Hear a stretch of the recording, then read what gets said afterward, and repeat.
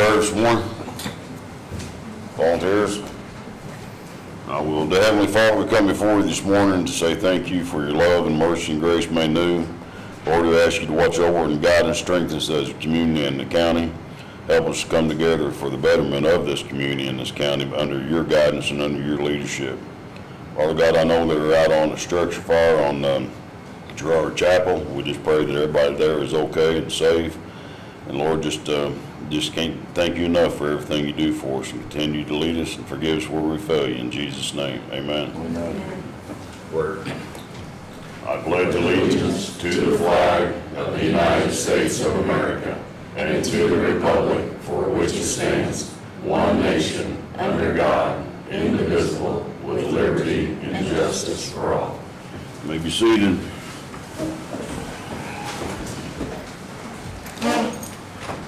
Roll call. Dave Rest. Here. Norm Warner. Here. Sam. Here.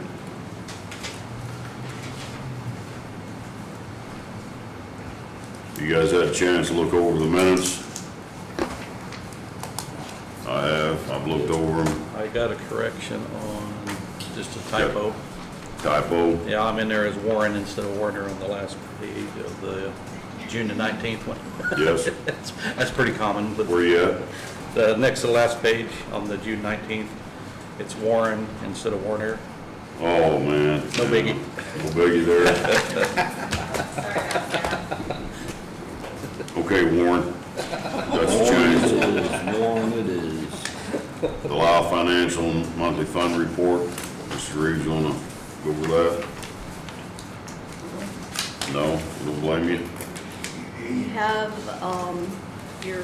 your WOW report itself is in front of you that gives all the fund totals. Yes. I took it through July the 10th. It includes all of the claims for today so that you'll have the balances. Went through, have worked really hard the last couple of weeks to get all of the funds out of the red. I believe we have only 2 left in the red, and those are normal funds or the grants. One of them we are working on within the auditor's office. You also have, if you go into the highway, Yes. if you remember your original list of where we started and where we're at, That we is- have completely paid all of 23, 24 claims. The only claims that will be coming in are the current new bills that we are doing. We have caught up.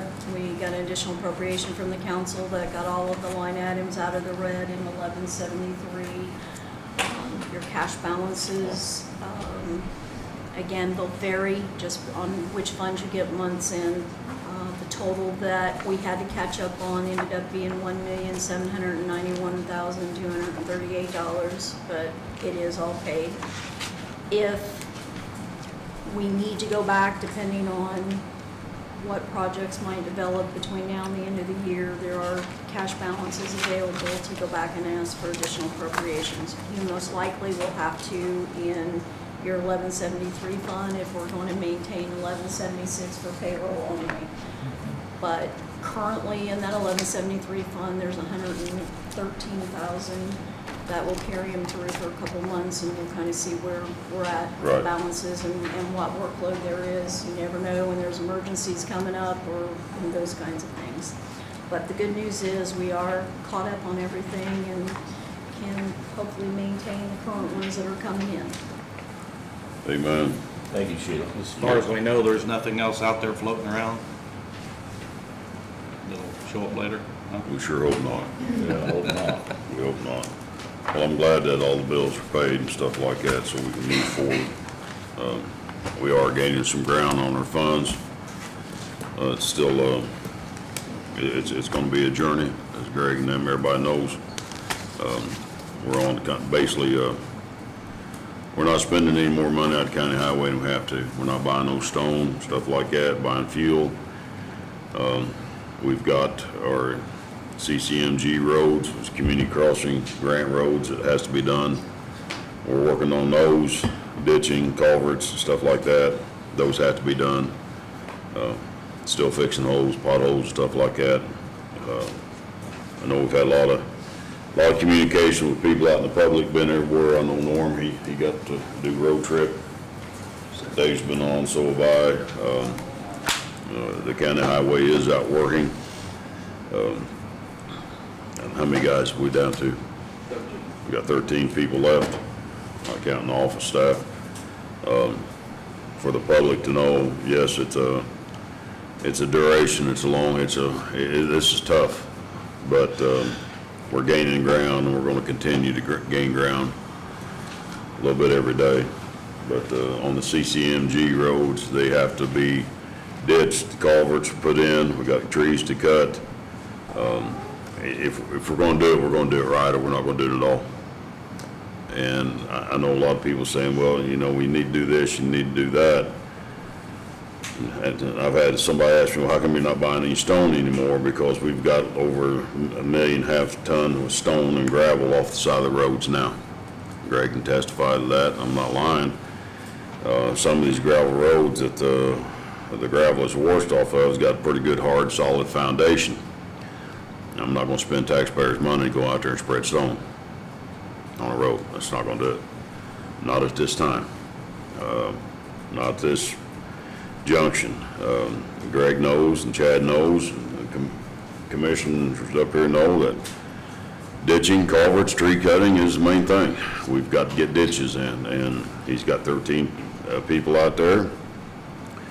We're not gonna be able to ditch everybody's road today, but we are gonna ditch some roads. But the community crossing grant roads have to be done first, because we're under a grant program for that, and we're a limited amount of time to get those done. But we're gonna do them right.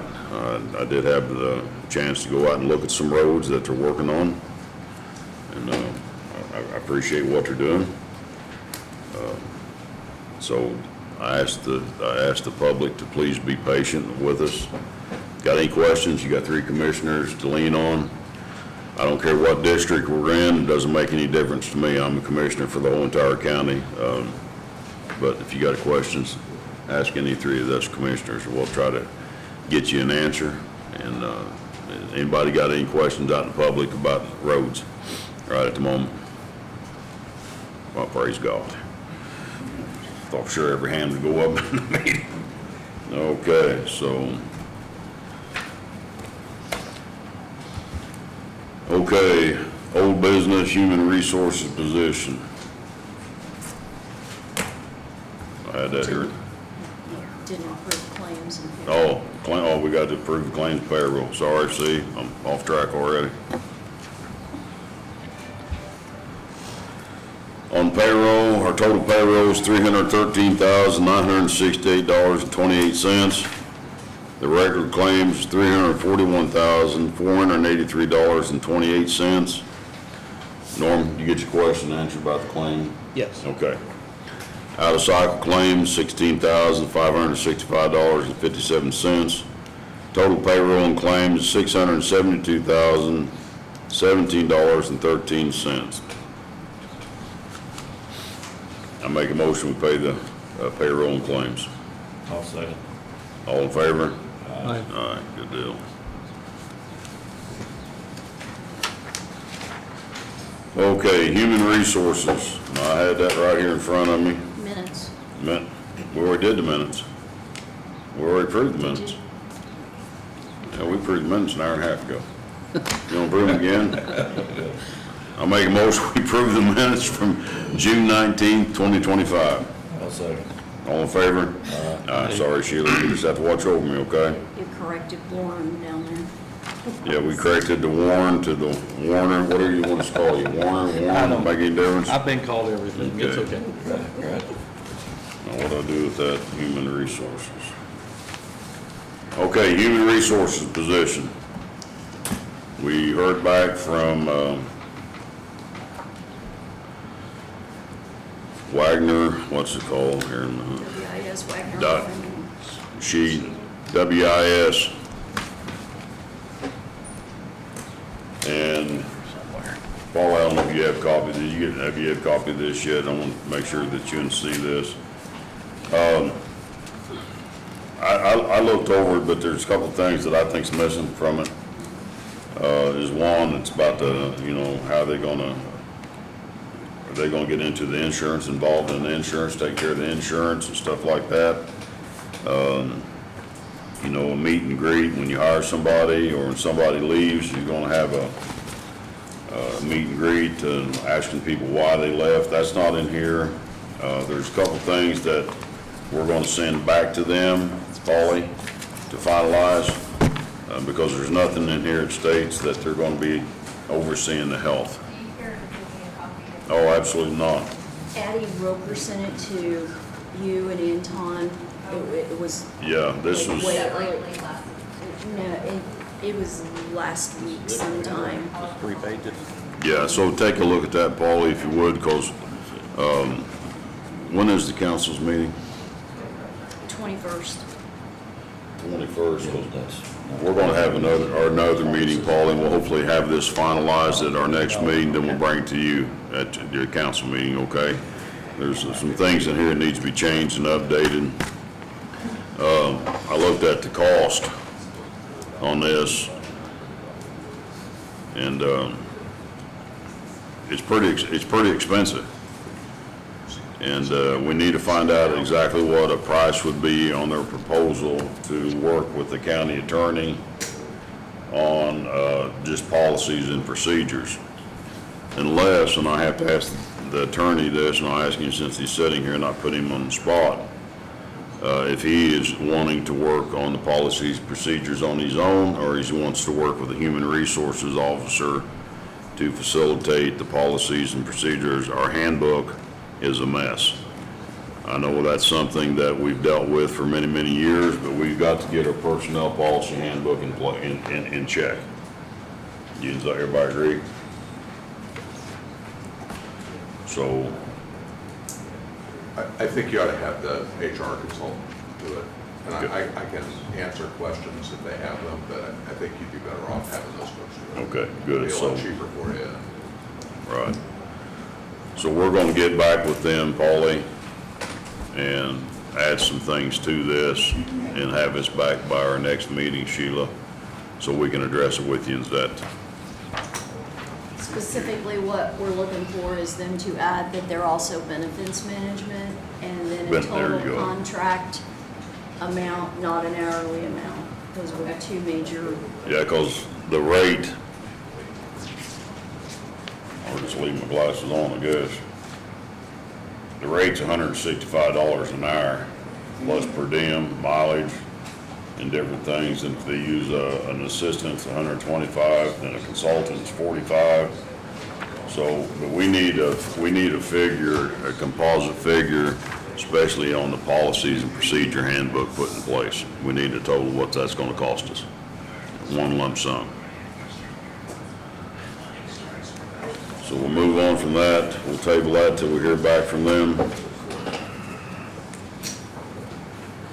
Jail project resolution surveys and updates. Where's that at? hidden over there somewhere. That's not this one. There it is. Okay, for any of you that don't know or does know, or kind of update you here on this jail project resolution survey update. We're having survey done on 43 South by Tri-County, is that what it's called, Bill? You know, Dave Meyer will be handling the survey for the quarry. This has been a long-running process, and we're moving forward. For the land swap, everybody knows that it was 96 acres against 9.5 acres. Now it's going to be 89 acres, give or take, against the 9.5. The owners of the quarry do not want the landfill that's located in the 96.6 acres, which that's okay. So I'm going to read this resolution to you, I guess because I'm supposed to, according to the Mr. Attorney. You want me to read this out loud? Making difference? Don't have, no good, I don't have to? Well, praise God. It's just a resolution of the Board of Commissioners of the County of Owen approving the dissolution of certain real property by the Owen County Indiana Redevelopment Commission, RDC. So I don't have to read it. I'm sure he's not got him. We are swapping the 89 acres on 43 with the 9.5 acres out at the quarry. Surveys are going to be done before the August 8th deadline, I think it is. I know I've heard good and bad about it, but being the former sheriff and knowing about the jail probably as much as anybody, and the current sheriff, what he's dealing with at the jail, we're under the gun. We're in a bad situation with the jail. It's worse than bad. And we're not going to delay this project anymore. And I know people are saying, well, why don't we do this? Why don't we do that? We've done everything there is need to be done. We've looked at other pieces of property, other pieces of property that's going to cost us a ton more money that we don't have.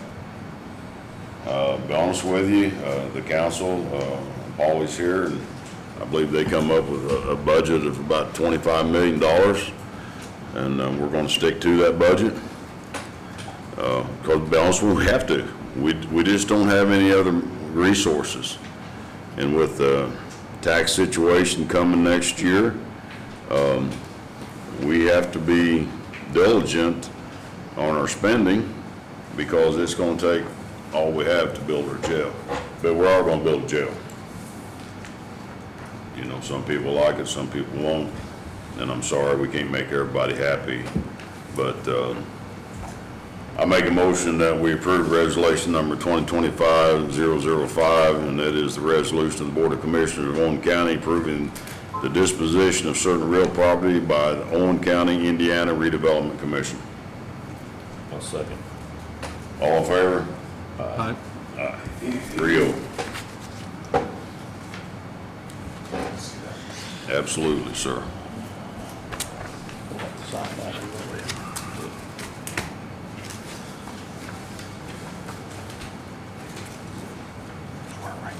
And I want to apologize because when it comes to this next one here, I'm dumb as a stump. Don't laugh, everybody, all at one time, okay? Yeah, go ahead and laugh if you want to. Alcohol board appointment. It was brought to your last meeting, we put it on county website and Facebook, and I'm heard that nobody has got back with the commissioners or our office that anybody is interested. So you can table it until the next meeting, even though they're going to have a meeting prior to When is their next meeting? 14. 14th? Can you have do you have enough people to have a meeting without an appointment? Yes, if both of them show up. If they show up. Oh, is there 3 people on the board? There's 3 people. And I on the board. apologize, I just don't know. I'm sorry, I don't know nothing about it.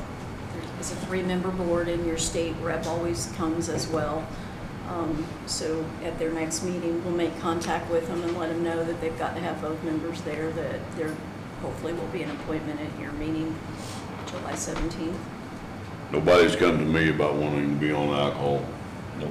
board. Anybody come to you and heard anything? I haven't heard anything. I've not heard a word. Go ahead. Guess I'll start calling around. That's my district, right? Gonna find somebody. Well, you know, I've done that too, Norman. I appreciate you doing that. If you want to, that's great. Yeah. There's not people knocking down the doors to get on these boards, by no means. And I understand, it takes people's time and, you know, and it's volunteer. It's what it takes volunteers to make it work. And I appreciate what everybody's doing out in the county and the citizens and stuff like that. I really do, but as of right now, we're gonna have to table the alcohol board appointment.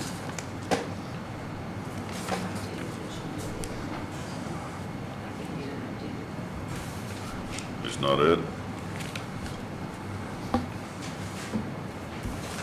It's not it? The radio projects complaint commission. Yeah, it's not on. Should be radio project. That was no good, folks, we're gonna start over. Don't make notes on that, that one's mine. You look at it, don't make notes on it. Sorry. You gotta laugh, keep them crying sometimes, you know what? If you can't have a good time in the meeting, they don't need to be here. All right, we got, yeah, radio project bids, let's get that up there.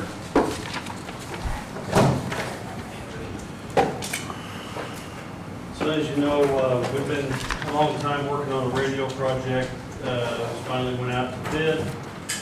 The bids are due in this morning, and we've got bids here to open, it looks like. So if you guys approve, go ahead. Wait a minute, that guy's back here in the back, he's I got have big. one more bid. I apologize, I might have been late coming in, but is it still too late to submit it? It had to be in by 8:30. Okay. That's, I'm sorry. I'm No problem. very sorry. Yeah, I can't bring it off my hands.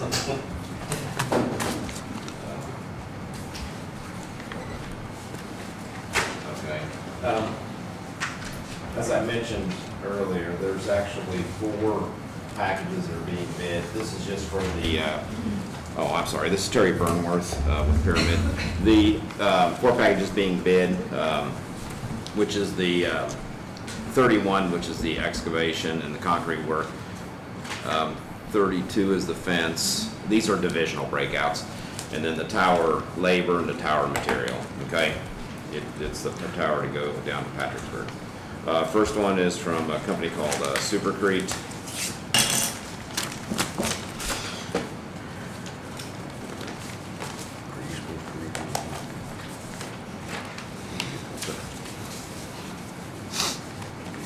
Okay. Good. Yeah, the Form 96 has been signed and notarized, that's what I'll make sure. They are bidding on package 31. Their bid for package 31 is $49,645. 49645. And who was that? Supercrete. Super Sorry, Creek. Sam. That's all right. Yeah, they're out of Cloverdale. I should say where they're out of too, Sam.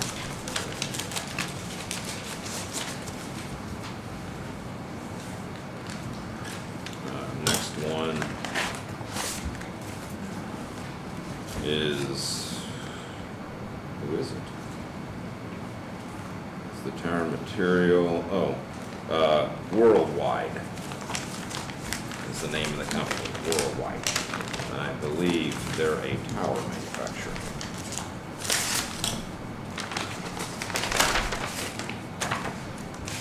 Yeah, Worldwide Structural Fabrication, they're out of Newburgh, Indiana. Yeah, the Form 96 has been signed and notarized. Their bid for the, their bid for the tower material, that's package 35 TM, is $84,543, 84543.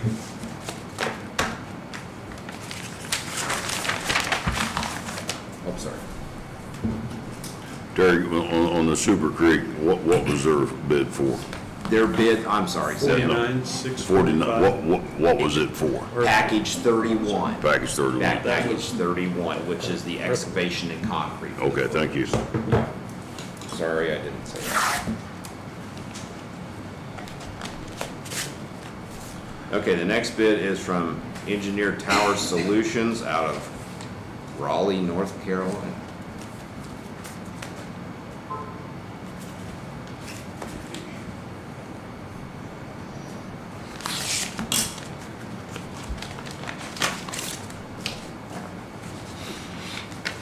And Form 96 has been signed and notarized on that.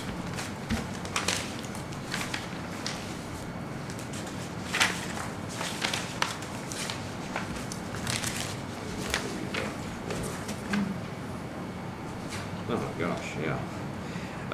This is a bid for the package 35 TM, just like Worldwide was.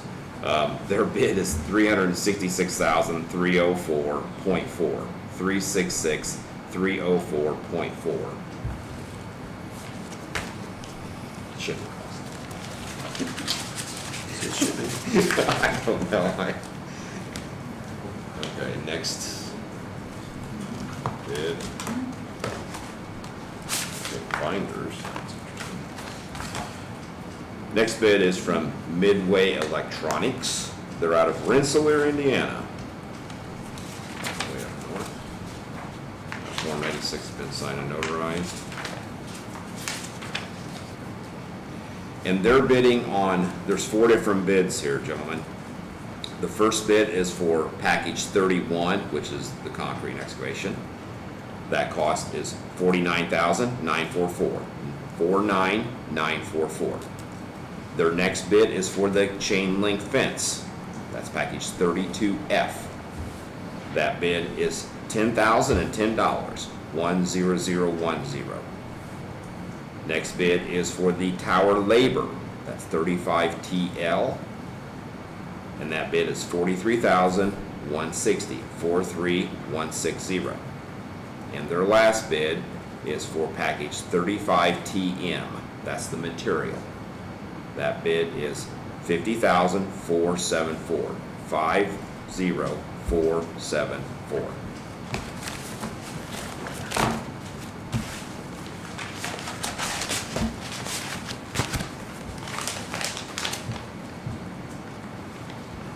Next bid is from K&H Construction out of, how do you, Lininger? Legionnaire. Legionnaire. Legionnaire, Indiana. I have relatives there. That's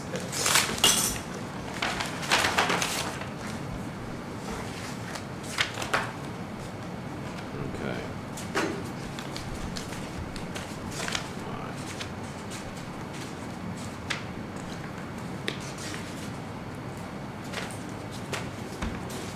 Sorry.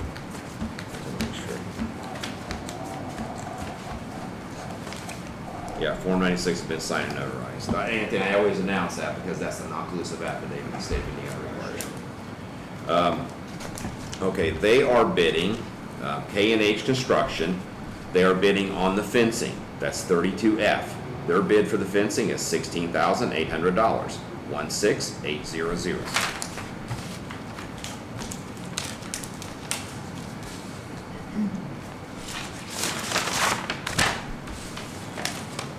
And the last bid is from MPX Solutions out of Anderson, Indiana.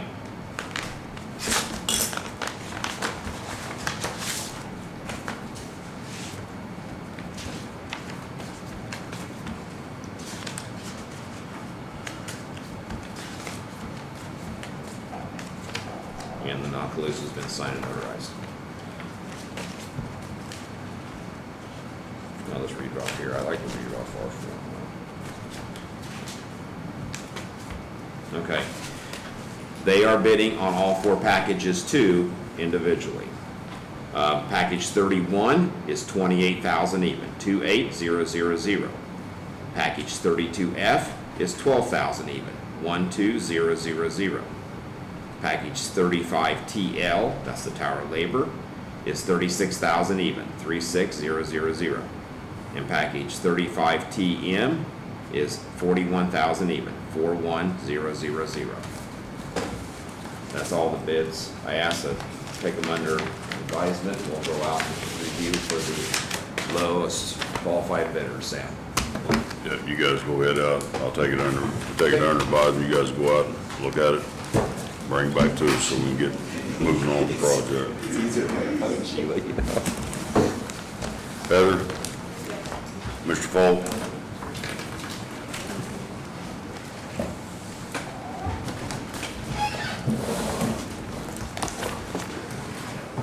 Sorry. You got the map. Probably need a motion on the. You want to run through this real quick? I know it's just a typo error type thing, but Sure. So the Planning Commission met and there was a typo on the Mylar map that was submitted. It was for points 157 and 158. So there was language that needed corrected about whether it was north or southwest corners. And the surveyor did edit those maps and bring them in signed with edits that corrected those mistakes. So it should be 157 southeast corner lot 4 and 158 northwest corner lot 5. That is correct. That is, in this date, this is where he signed this, and that's the only, that was the only issue, That was correct? the only thing that the planning commission asked to be fixed before it came to you.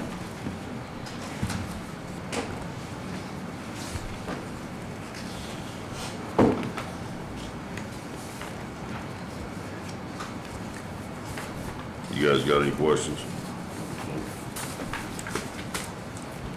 Anybody want to make a motion? I'll motion. To What's your approve. motion, sir? Motion to approve as recommended by the Plan Commission. I'll second. With the adjustments or? With the adjustments, yes. What do you call it? Adjustments with the. Clerical. Clarifying the language, it's supposed to be 157 southeast corner lot 4, 158 northwest corner lot 5, correct? Yes. All in favor? Aye. 3-0, pass. Good to go, sir.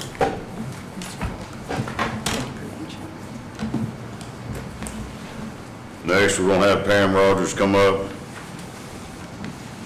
Pam, we're gonna give you 15 minutes, okay? Okay? Huh? I don't need a timer, I got a clock up there about the size of the sun. Well, I need time. Put your timer going, you got 15 minutes. Thank you for hearing me today. I'm Yes. here in response to a notice that I received from the Board of Commissioners that I have been removed from the Plan Commission, and to summarize some key things regarding my position on the Plan Commission. I received notice on June 5th that I will be removed from the Plan Commission. I received a letter from the attorney. It's not signed by anyone from the county except for the attorney. And it states that I'm being removed for cause. The cause listed, I'm just briefly summarizing, and the Board of Commissioners will have a letter with more details on this, is one that the administrator, Ms. Huntington, has informed me multiple times that I must limit my communications with other commission members, that I attempted to dominate one public meeting and had little or no consideration of others, and that the members of the Plan Commission simply will not work with me. And the third high point is that the 5 citizen members of the commissions are not compensated for their time, and they are not willing to devote their time to this essential government service if I remain on the commission. This is an out and out incorrect and false statement, which communications have been sent back and forth from Plan Commission members to the Board of Commissioners, and I have their statement stating that this was never said. So there's no basis for the county to provide me with counsel so I can go and file an appeal. This is kind of the summary of my letter. I'm required to file a formal legal appeal to the Circuit and Superior Court to either have them rule for me to stay on the Plan Commission or for my removal. Now, I'm assured as a Plan Commission member that I will incur no legal costs relating to my membership. However, I've been denied the right to appeal this and to have counsel for this. There are a few facts that need to be clarified. I offered the county an opportunity to correct any errors on this letter, and none were made. It's physically impossible for 5 citizen members to have made this assertion. Number one, I'm one of 5. Number two, Chad Van Ryn, in an email string, clearly stated that he made no such statement. In fact, it says on June 12th, it says, I definitely did not say I would resign if Pam were to stay on the PC. I thought we were done with lies and half-truths. I don't appreciate being dragged into this matter by the Board of Commissioners. The situation is more of a reason I want to resign from the Plan Commission than Pam asking too many questions or sending too many emails or even being annoying at times. Sam, I'd like to know what you expect when you made the appointment. Did you think Pam was going to stop doing what she's been doing for years? I actually thought for a second that she was finally being listened to and we could gradually work together following the ordinances and laws in place, but it seems that we are going to continue doing what we have always done. Don't bother calling me on this. I'd rather have this conversation documented. Sam did respond. He suggested to the Plan Commission and the members that we have a meeting. That meeting never has happened. So I've included a little bit of background that helps you understand the concerns on this. Number one, to the Board of Commissioners sitting up here, you're all in new positions. You didn't have a handbook, you didn't have a manual. I literally begged the Plan Commission, the administrator, and the county for rules and instructions. In fact, I'll touch on this later, that was specifically addressed when I was appointed. The meeting and records, they are required to be preserved by the Plan Commission. That's part of our duty. The qualifications, it says that the Plan Commission shall prescribe the qualifications of appoint, remove, and fix the compensation of the employees. And another ordinance says that the Plan Commission shall supervise and make rules for the administration and the affairs of the Plan Commission. Now, in my letter, I'm receiving a notice that I did not heed Heather's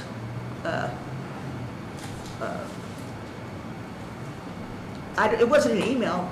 The letter says that she informed me, I don't know how that occurred, that I'm supposed to limit my communications with the Plan Commission.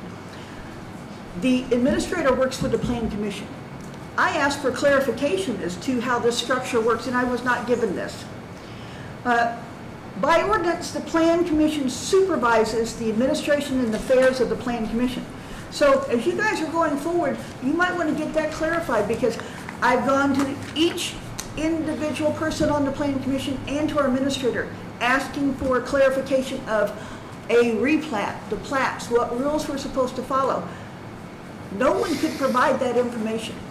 So when I'm at a meeting and I'm standing up to ask a question, that is not me dominating a meeting.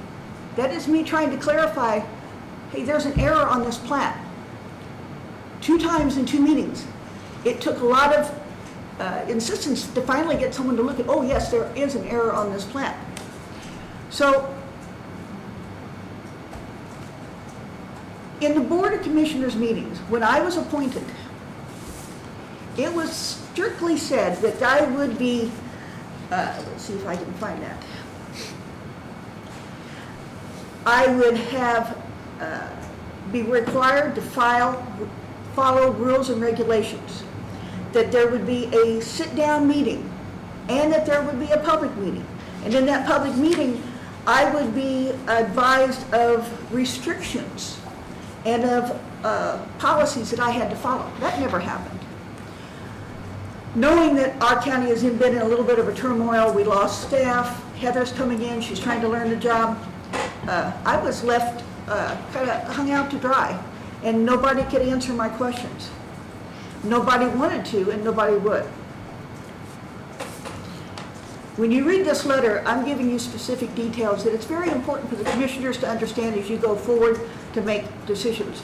These matters impact what's going on right now with the UDO, with our Plan Commission development, and with many things going on within our county. In our last meeting, one of the things that I brought up to the attention of the attorney is the fact that our prior attorney, Mr. Bryan, wrote a script for us to follow. And this script refers to following Title 12 of our ordinances. There is no Title 12 of our ordinances. We have a Title 15, which is what our ordinances of our zoning and subdivision control fall under Chapter 155. When we're giving a script out for our Plan Commission members to follow, and it's alluding to incorrect ordinances and numbers, I am required to ask those questions. Yet now that's being held over my head. On my appointment, it was said to be carried conditions. Those conditions were never explained. Now, in this same meeting, the commissioners asked, hey, we're dividing up the duties of the planning commission. We're moving the department. They reached out and asked the public for anyone who could help with the building department, planning department to pitch in until a new person could be hired and trained. That's paraphrased. They asked for people to do that, and I did do that. Now, I did not know until a month or so ago that Heather came in without any prior experience. As a plan commission member and as part of the ordinance, the plan commission is to determine and set the requirements and the skills for that position. That never happened. There was no resume sent out to the plan commission members. There was never even input to find out what was needed. There was not even an introduction done or a background given to us to explain what skill sets she had or how we might better work together. This was all a bad situation because a lot of new people were in, and I can understand what happened, and I'm the blunt of this. And I can understand why plan commission members are angry at me, because I did not just shake my head yes. I asked questions. But that's because I am new, and that is what I was specifically directed to do by Sam Hobbs, which is to follow the rules and regulations. Had I just gone with the flow, I would not have been doing what I was instructed to do. Now, it may not be known to this county that it is an incorrect assumption that the Plan Commission member can be removed for any cause. Per Supreme Court Justice Loretta Rush, and I've got the reference and everything included in your letter, it says that under statute governing members' removal from local planning and zoning commissions and boards of zoning appeals, an appointee's removal for cause may only be removed for acts of omissions that diminish the appointee's ability of fitness to perform the duties of the appointment. And such cause must be sufficient under law and not merely any reason that the removing authority in the exercise of unlimited discretion may deem sufficient. And this is as of 2022. I would have been guilty of acts of omission of my ability or fitness to perform had I not asked questions, had I not engaged members to identify problems. I did exactly as what I was supposed to do. I've spent 4 years completely digging into our planning and zoning problems of this county, understanding from page 1 to the last page of our comprehensive plan of our ordinances. And I've been very proactive about drawing attention to those problems to the county. Not to be a troublemaker, but to help. Now, in this process, over the last 4 years, my face and my name is well known to the Plan Commission and the Board of Zoning Appeals because I'm one of the few people that ever filed objections and remonstrations. Now, although even those most recent ones seems to be missing and in a black hole, coming into the Plan Commission, I already had a black strike against me because I am a person who points out the facts in the hopes that they will be resolved correctly. There are ongoing problems right now that have not been resolved. One of those, in talking to Mr. Hobbs, he said, Pam, try to pick one problem. Come down to one problem. Talk about membership. That's something you've been on. I've been working on that for years. So let's talk about membership. So again, this ruffled feathers, one of those things was Bill Purcell. I like Bill. Bill's a great individual. He's an excellent leader. But I went through everything with dot the I and cross the T. I brought up the point that Bill holds a dual position. I sent it to the attorney as to those things that I believe needed to be reviewed by council. And since Bill also served on the Property Tax Appeal Board, from my interpretation, from my understanding, that as soon as he accepted that position, he vacated his position of the Planning Commission. Now, it's regardless if he hasn't gone to a meeting yet, he accepted that position. At our election, I voted for Bill as president. And then after the election, when I asked later on, I found out that, yes, I was correct, he cannot serve on both. So the attorney was there, no comment was made. To getting a determination, that's still pending. Now we have Chad Van Ryn. Chad got appointed to the BZA. Chad ran the last 2 years on the Libertarian Party ticket. In the list that Heather generated, she shows Chad as a Republican. She's showing that because in 2020, he voted in a primary. Libertarian Party doesn't have a primary. He ran the last 2 years, the last 2 elections as a Libertarian. That supersedes whatever he was enrolled in as a primary 4 years ago. By record, her records are showing he's Republican. He's a Libertarian. Doesn't affect him one bit. But now you guys are going to be making new appointments to the Plan Commission, and you need to know what the distribution of political party is. That's still not resolved. So if you're putting him down as Republican, then you're going to have to make sure that you have no more than 3 of the same party as you make your appointments. Then we go to the BZA. That's still in limbo because prior Board of Commissioners in a meeting identified that the BZA did have a political party balance. I don't find that in ordinance or statute, but it was something that the county put through. So I was asked to do this, and I have done this. You have other members that there are things that are outstanding. If a person is an elected township trustee, they cannot hold a position on certain boards and commissions. I've written all of this out for you. Did not receive any response. The Plan Commission didn't receive any response before we were put to vote. I've got several positions identified on here that's to help you, not to draw attention to you doing something wrong, but it's to try and clarify things that are still undone. I'll be honest, I've been extremely disappointed that many of the Plan Commissioners and their attitude of turning a blind eye to matters before them is very challenging to work around. I took the initiative to attend training sessions, bought resource materials, worked with state level planners to ask questions to allow me to do my duties to the best of my ability because the county couldn't help me, the Plan Commission couldn't help me. No one could give me one bit of training materials or resources. That's a problem for any board, any commission, is that we're not providing our people with the correct resources and tools. We have a planning problem in this county. I had honestly hoped that it was improving. We're working on it, but we have tools in place that you're not using, that you really should, and one of those is already in our ordinances. This board can appoint 2 people. So there are, let's say, 9 people on the Plan Commission, 5 citizen members. You can appoint 10, so you have a backup. There is no reason ever to not have quorum at a meeting because we have the ability to have a backup. So that doesn't happen.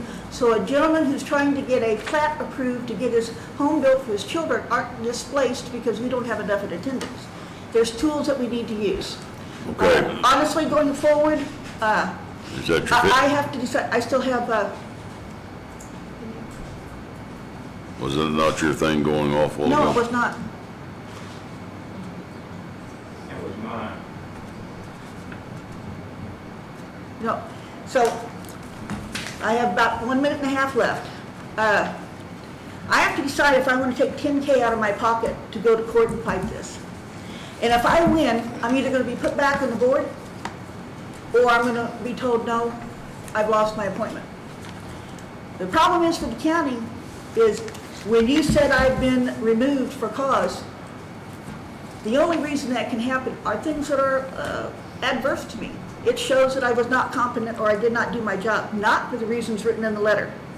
I will do what's necessary to clear my name.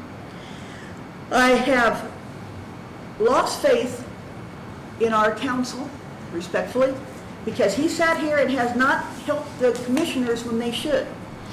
On February the 6th, on 2025, Sam Hobbs appointed David Risk onto the Plan Commission and the BZA, both. That was never rescinded. Technically, he's on the BZA and he can't be. On this same meeting, a multitude of motions, suggestions, or appointments were made that were never motioned and never voted in. I am one of those. I was not lawfully appointed to the Plan Commission because this board did not vote on it and did not make a motion. I told you I would review membership, and that includes mine. So when I say that these things need to be reviewed, I'm reporting I have an error in mine, and sir, to all the commissioners, there are a multitude of things that you have in the excitement of a new position. You've made directions, you've said we're going to do this, but it didn't receive a motion and a vote. Some of these are substantial, they can come back to bite you in the rear. So with that, I do not know that if I would even want to continue to give service to this county. To conserve time, did not go through all of the detail of what he said, she said, but it is included in my letter to the commissioners. I absolutely do not deserve the attitude that was directed towards me, and maybe Plan Commission members didn't understand the level and scope of errors that were being made, and we have no means to communicate. In all of this, we have new players, new people. I've done my best job to help this county, but I have lost faith that this is county that is something I want to continue to do. So thank you for your time, and I have letters for you each. Thank you. Yes, sir. Can I speak? You may. Thank you. Can. You speaking to us or you speaking to her? Well, All of it? Okay. all of us. No. Can. Yes, sir. Have I tried to get a hold of you several times? Me. Yes. Okay. Sam, you were the one who appointed. I heard the screaming or I was at the meeting, I don't remember. Yes. You said something to the fact you had faith in her? Yes. You liked her? Hmm? Okay. I've known Pam for many years. Well, not only know her since the CBO affairs, okay? But then to come to another commissioners meeting and try and remove her without discussion, that's a bit strange, okay? Now I see the letter that I just got this morning for Pam with the attorney's response, okay? I don't see anything that she should be relieved for if she's not duly warned ahead of time. Yes, she has a lot of submissions. I wanted to talk to her about that. It drives people nuts. And I know it's hard to work on a board when you don't get paid and you just want to rubber stamp everything and get it on through. I was here at the Plan Commission meeting just last, whatever day that was, for this subdivision effort. Pam had her concerns about this lot corners that I don't know specifically what it is because I'm not seeing the plat yet, but I want to ask for it today. But she brought up something that was important. The gentleman who sat 2 spaces over agreed with her. We know from the documentation that they accepted notes on a Mylar that may or may not should have been there. Okay? She was justified in her concerns. Okay. Now, the other people, if they don't want to work with her, that seems a bit unreasonable. She's only trying to do what's right to the county. That's all. I appreciate your comments. I do. Okay? If anything, I might suggest maybe another 30-day review to sort through the issues with all of them. Because to me, what I saw in that commissioner meeting was a bunch of child complaining to each other. Just children aggravated because their time is not spent the way they want to spend it. Okay? Thank you. Yes, sir. Appreciate it. Anybody else? Yes, Paul. I'll be the first to admit that Pam and I butted heads before, but in my 5 years of being on the council, I've never seen anybody removed from a board. And you said yourself several times, it's hard to get people to want to serve on these boards. You knew she was thorough and asked a lot of questions. And a lot of this stuff that she brings up is correct. I mean, I have researched the membership myself, and she's absolutely 100% correct. So I would think that it would be a good thing to have someone that is, that is asked questions and has, maybe sometimes she's misguided, misdirected, but I would think, her enthusiasm's there. And I just don't understand her getting, how long was she on? 1 or 2 months before you removed her? And nobody was explained why she was removed. And apparently she doesn't even know. So, I've just got some concerns about that. I appreciate that, I do. You can rest assured of one thing, I'll tell everybody this is gonna be resolved. That's all I'm gonna say right now, it's going to be resolved. County attorney, is handling it. I appreciate Pam, I do, me and Pam go back several years. There's problems all over this county, issues. Nobody's perfect. No, I'm talking right now. We've all made mistakes. And most of the mistakes that are made are not intentional by no means. I understand where Pam's coming from. This is all going to be turned over to our attorney. That's what he's paid for, to help us get this resolved. The Plan Commission is the Plan Commission. We don't oversee the Plan Commission. They report back to us on their findings and stuff, and we deal with that. BZA does not report back to the commissioners. So, do I think there's a lot of stuff out there that we don't understand? I guarantee you I don't understand a lot of stuff. Nobody sitting out there in that crowd does either. We're gonna work on things. We have to work on things, but this situation here is in the court and in the attorney's corner. I'm sure he's going to advise us of what we need to do and how we need to proceed. That's what he's going to do. I have no hard feelings towards Pam. We butted heads a lot, haven't we? Probably will butt heads in the future. So this is not a hate situation or anything like that. So I'm just gonna leave it with the county attorney to come to a resolve, and he'll bring to our attention what we need to do. That's my decision. That's just my personal opinion. You guys got anything? So there's a lot of points in there that I could speak on. I'm not going to, I'm going to also let the attorney handle that.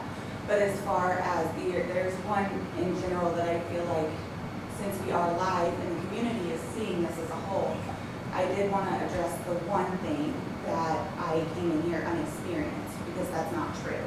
I do want people to know that I have years of experience administratively, and I want that clarified. I'm not inexperienced in the job that I'm doing. I also wanted to say I agree that there are times that Pam does have very valid points that need to be heard, and I respect her for that. She does a lot of research. So, I don't have any personal problem with Pam at all. That's all I really wanted to add. Yes, Pam, you have something? Did you want to say something? When you say you're leaving it to the attorney to resolve, he's already resolved it in the letter. There's a date that I have to file with the court. That's the last date. And But you made a statement, and we'll have to go back and find this, because I could be wrong. I've been wrong twice already today. You made a statement that when I appointed you, and I'm the one that called you up for appointment. you did not vote on it. Please let me finish. I'm sorry. If we did not vote on it, then you're not on the Plan Commission. If we didn't vote on it, and I understand where you come from, Right. and if I'm not the person, as a commissioner, I do the best I can. I really do. I am trying to do the very best I possibly can. When it comes to the agenda, do I follow this up and down? Absolutely no. Am I going to? No, I'm not, because things change during the course of the meetings. But we need to go back, Pam, to that meeting, and if you was not appointed, if it wasn't voted on, that's a fault on ours. Then it makes your appointment to the Plan Commission null and void anyway. Yes, sir. I agree with that, as well as the other appointments made, so that's why I brought this up. Sure. Is that your review needs to be done, because I'm telling you, you did me wrong. I didn't have to tell you that, but you did me wrong officially in appointing me, even though I've taken the oath, I've signed everything. That could impact your other decisions, your other appointments, and you asked me to review this, and I'm honest. Yep. I make a mistake, I tell you, and if, I brought this up to you, like all of this stuff going to court, it's a moot point, because I would have to say, you didn't make the correct appointment by not voting. Well, then we're gonna go back and look at that, and if there's other appointments that we made are incorrect, we'll correct them. That's what we have to do, that's due diligence for us. But to sit here and say that anybody out here is perfect, making the right decisions all the time, nobody's gonna raise their hand on that one. I'll call you out. So this commission will look back on that appointment. I'll look at your letter that you wrote, and the county attorney is also going to advise us on issues. I understand what Paul is saying, because I agree, you have brought up a lot of things that make good sense. I'll have to admit to that, Pam. I'm not doubting you of that. And there's other issues, and I'm not gonna sit here and beat the drum on issues and so on and so forth. I don't think this is the place for it at this time. I appreciate what you've done on a lot of things, I do. And I'm gonna sit here and say you're just overbearing and wear me out. But me personally, you're overbearing and wear me out. I'm sorry, Pam. I appointed you for a reason. And apparently I didn't do it right because it wasn't voted on. So shame on me and shame on the board for not getting it voted on. But you do wear me out. I struggle trying to keep up with you. I can't.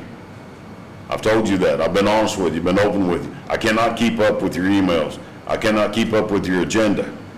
Do I think it's all wrong? Absolutely not. I do not. But if you think I can keep up with your agenda and other 400,000 things that I'm dealing with, I can't. But I'll try to do the best I can. And that's all I can do, and that's all I expect everybody here to do, including you. So we'll leave it at that. We'll move forward. Leave it with the county attorney to address the situation and get back with us, sir, on your advice. Thank you, Pam. I lost my glasses. This is yours. You can have that one, I think. I'm trying to find the right one, Dave. I've thrown half a dozen things away.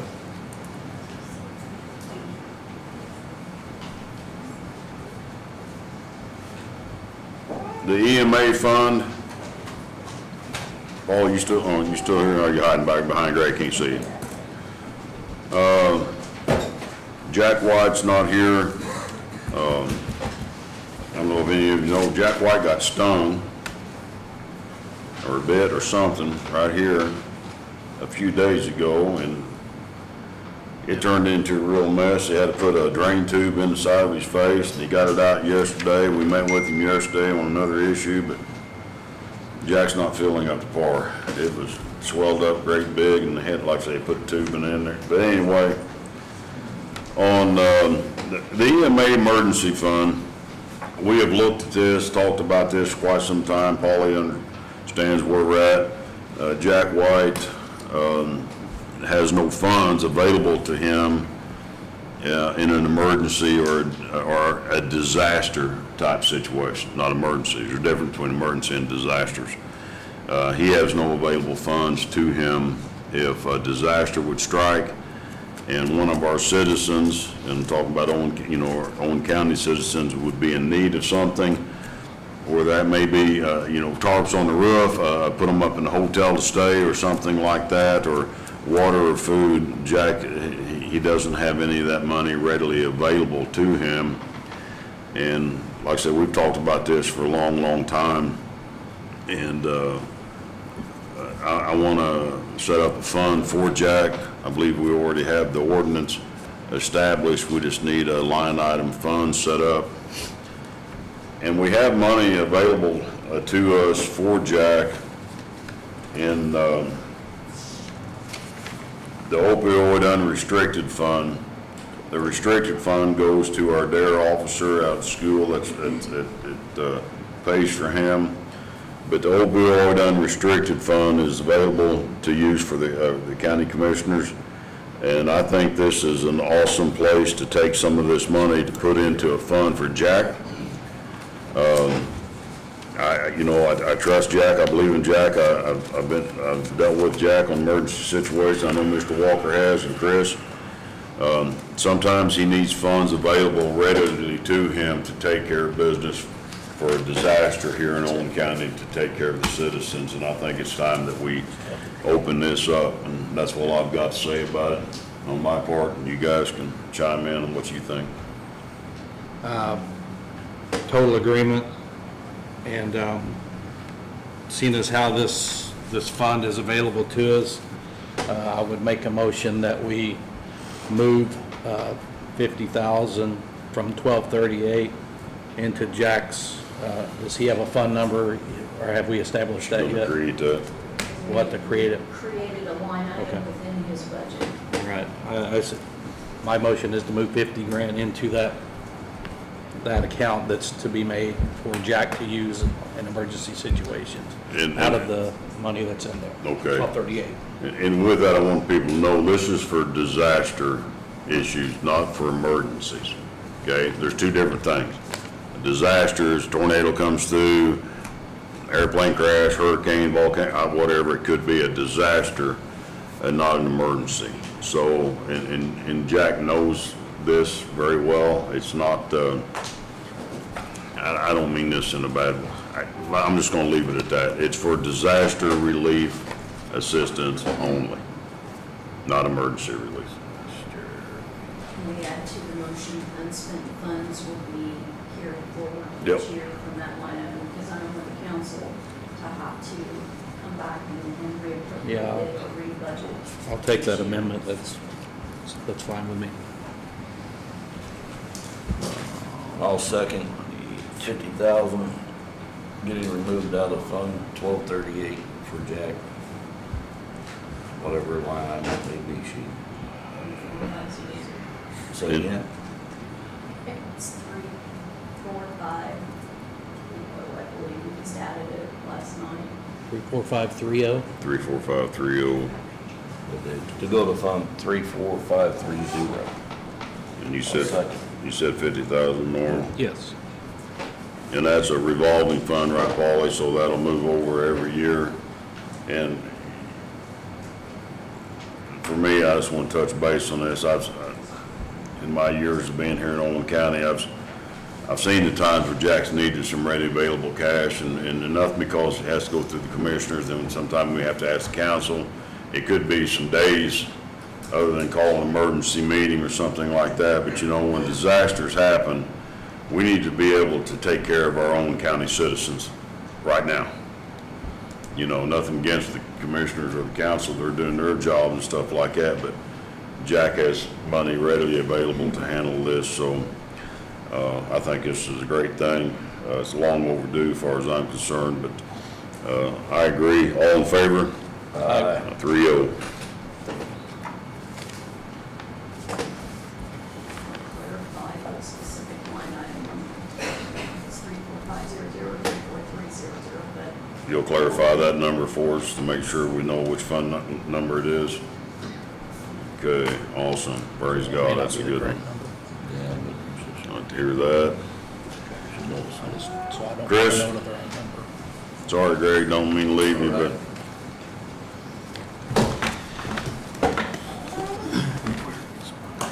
So we went out and looked at all the bids, compared them. The companies that bid multiple bids on the four different projects, we broke those out. We were allowed to do that, so we broke those out to be able to maximize our funds the best we could. So when you tell us, when you break that down, will you tell us like fencing, concrete, Yeah. materials, so I can write that down? Yeah. Thank you. Do you want all of the bids in each category again? Would that make it easier for you, or you just want the one that we're? The one that you're selecting for like the fencing, if it's gonna be such and such fencing company, that, the concrete excavating, for me personally, I think that's easier for me. Okay. So for the concrete, that will be the excavation of the earth and pouring the concrete with the reinforcement rebar and everything in it. We're suggesting the use of MPX at the cost of $28,000. Okay?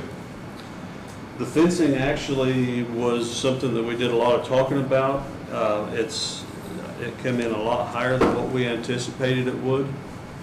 And we would suggest that we reject all fencing quotes. Okay? The tower labor, that would be stacking the tower once it comes in sections, and it would need to be stacked up.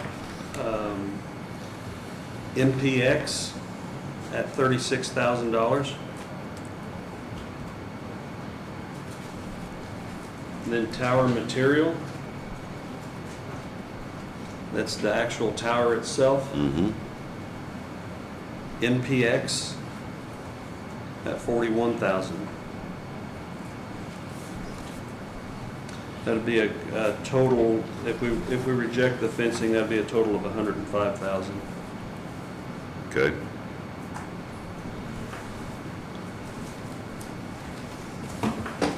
It should take about 2 months to procure the tower. Once we tell them, okay, we want, it should take about 2 months to get here. So, 2 months to get it here. yeah. Also, well, is there any questions about any of that? What are you gonna do about fencing, Chris? Self-perform it. Yeah, I've done this before. When I did the work over in Morgan County, I actually helped them. It's kind of a mission that my business partner and I do on every project we participate. And in this case, we can cut the fencing down in half. Okay. Came in about 30% more expected. It's only 3-sided, 6-foot fence with 3 barbs. So you'll do It's that not one? elaborate. That's it? That's all it is. You guys will do the work, okay. Yeah, And the it's same not specs, very Some of those numbers or something. right? You want us to get some dog panels and go out there and put them together? You guys volunteer to help do that, won't you? But no, that's what we're going to do, because we're also self-performing to build out the room there in Patricksburg too. Okay. I've got donations that I'm giving. But in the end, even with all that, we're still, about 15% under budget. Yeah. So that's a good. We like being under budget, Yes. so. I told you guys that was my goal, is to make sure that we don't spend one dime more than what we should. Polly didn't bring her checkbook today, so we can't go back and ask her for any more money. So we're asking for approval of those 3. And the reason being, because shop drawings generally take between 3 to 4 weeks to get those. 2 to 3 weeks hopefully. But then the tower procurement, when they fabricate it, because this tower is through Nello and that's fabricated up at South Bend. And that's 6 to 8 weeks that they take to do. This is another project we can't delay on. It's been a long time coming, and it's a good project. And I make a motion that we approve MPX for the concrete and excavating for $28,000. MPX for tower and labor at $36,000. MPX for the tower materials at $41,000, total of $105,000. That's my motion to approve MPX to carry on. I'll second. All in favor? Aye. There you go. Anthony, I'll send you we use the AI 101 for the contractors. Now, Chris, how long, when they get that tower up, how long will it be after that for that, we can use that? Oh, We're looking at 2 months now roughly, right? So Yeah, the tower itself, the foundation that's only a 2-day process to do the foundation. And the tower will take about 2 days, because they have 1 day to put it all together and 1 day to set it. How tall is the tower? 180 feet. It's under the Is that a big FCC. crane? So no light required on that one? No, No light. under 200 feet. The FAA has Yeah. already approved you as no hazard at that location. And 180 feet. And also, let them know about the frequencies. Yes, I had that down here also. Terry had applied this, if you remember, this radio project will allow us to work on VHF and also bridge over into the 800. We needed some 700 frequency, radio frequency channels. We were awarded 6. You're all- We won't need 6, but we've But we already. got 6. We've got it Yeah, now. That's what I awesome. did, Yeah. Sam, is the RPC 14, which is based in Indianapolis, that's the regional planning for the FCC. They had their meeting 2 weeks ago. They unanimously approved 6 for you. I was sweating it because I know you only needed 3, but I know over time you may add repeaters. Well, better to have them now than to have to come So back. you will be awarded that, so you can do your bridging. That's awesome. That is good news. Want to thank the council for getting the money up for this project. It's a big project, but thank the council, Paulie here, and pass it on to all the council members for approving this. That I'll have to go back that night that they approved that. I was sitting in the back. Good place to sit. And I'm like, yeah, man. You know, he's look, that was good, so. Forward, yeah. Good deal, we're moving forward. Thank you, man, appreciate you. Thank you, sir. All right, Greg.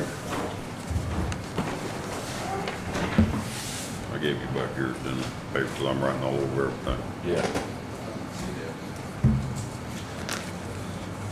Good morning, Commissioners. Morning, Greg. Just a basic general report. We're mowing daily, hole patching, and this week's project, we've been working on Kelly Road prep for CCMG. We did have on Sunday 3.5 inches of rain in 2.5 hours in different parts of the county. So we had some washout areas we had to deal with, and that happened to be one particular area, so that did slow us down some, but we are making good progress out there.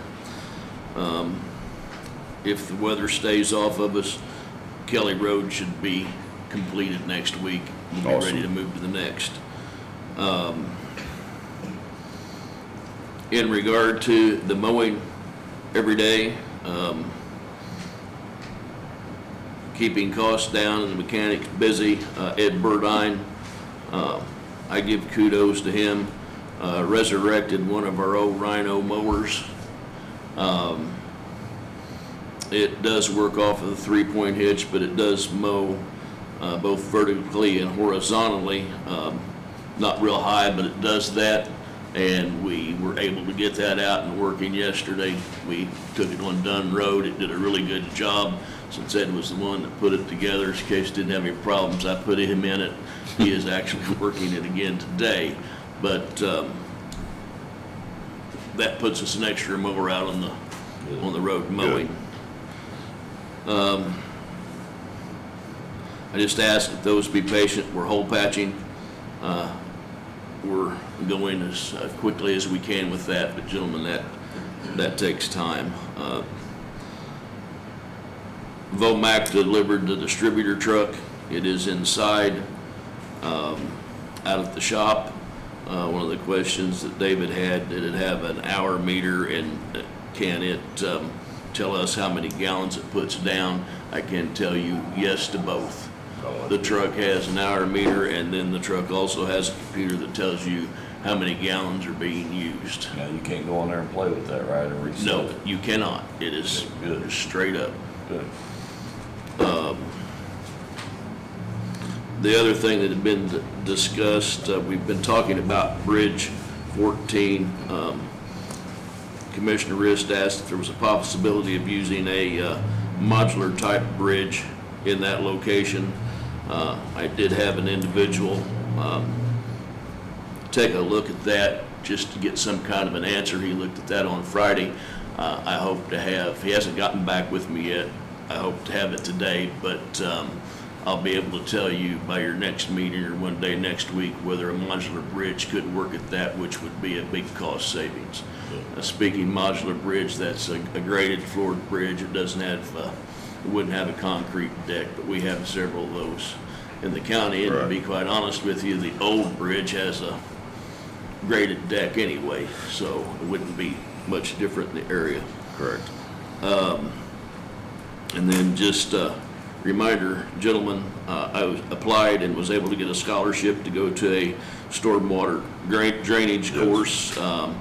It's a 1.5-day course. That is next week. That is on the 9th. And then there is a tour to look at some actual drainage sites and work on the next day. That's just a half a day. And you're going to that, correct? I am going to that. Yes, good. Gentlemen, that's all I have. I like it.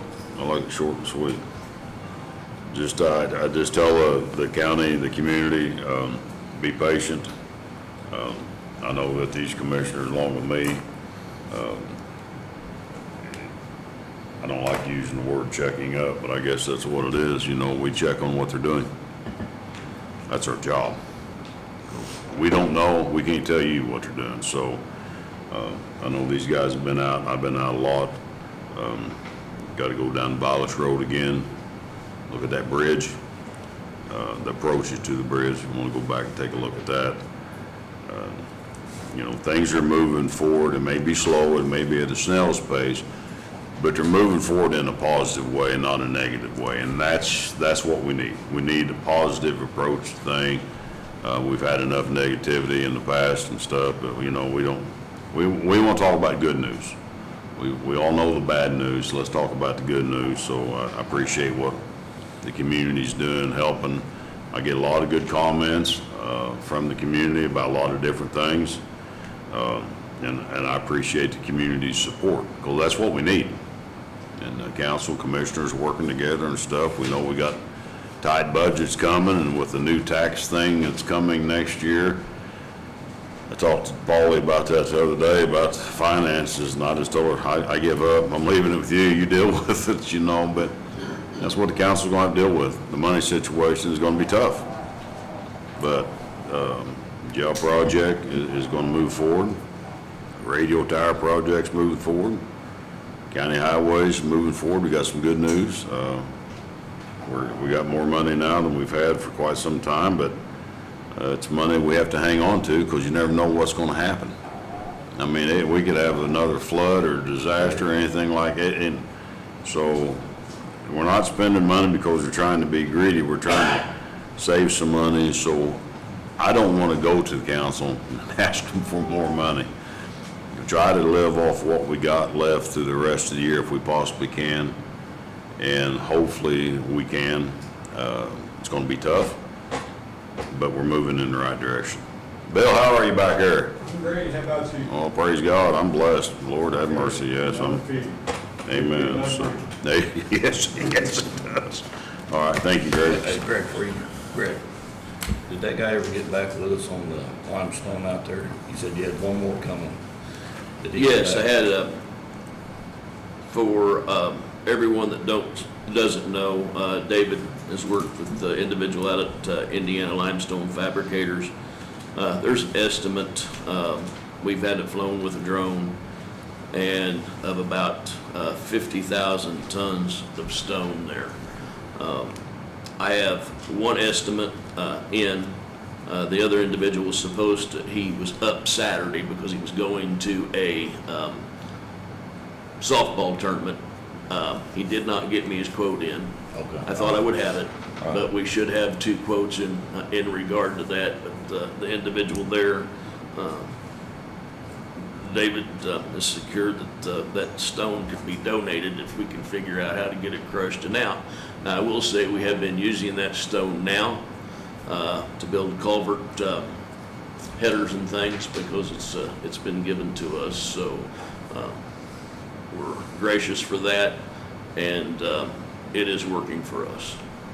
For you that don't know, kudos to Dave Risk. He went out and met with the guy at Indiana Limestone, and they've got a ton of stone out in the backyard they can't use. And Dave, met with the gentleman, I can't never remember nobody's names, but the gentleman, is gonna donate the stone to us.